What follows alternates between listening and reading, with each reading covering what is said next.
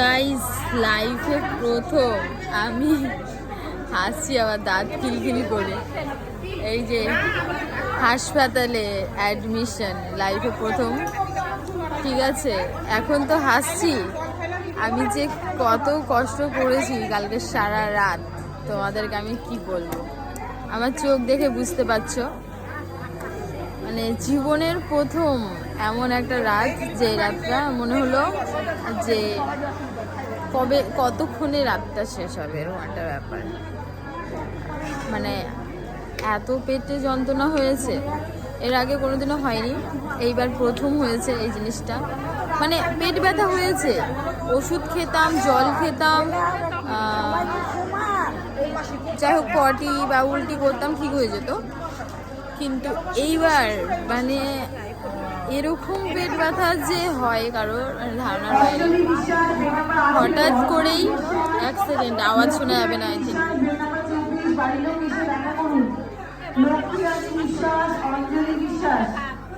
So হঠাৎ করেই আমার, সত্যি বলতে কয়েকদিন ধরে শরীরটা খুব খারাপ ব্যাপার।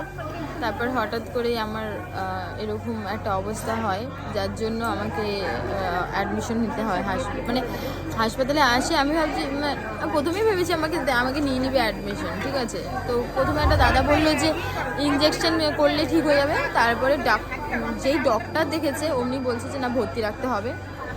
তারপরে সকালবেলা এসেই পেট ব্যথাও কমছে না, একটা স্লাইন কমপ্লিট হলো, তারপরে হালকা পেট ব্যথা কমেছে।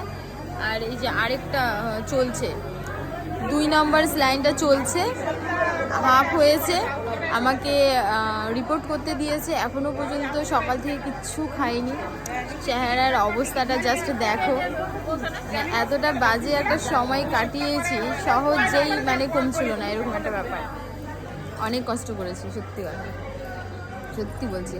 আর এই যে এইটার ফিলিংসটা কী করে বলি, আমি এই একটা জিনিসের ভয় পেতাম যে আমি কোনোদিনও এরকম যাইনি, স্যালাইন আমার হাতে পড়েনি এখনো পর্যন্ত, ঠিক আছে। আমার খুব ভয় লাগে এই জিনিসটা যে ব্যথা করবে।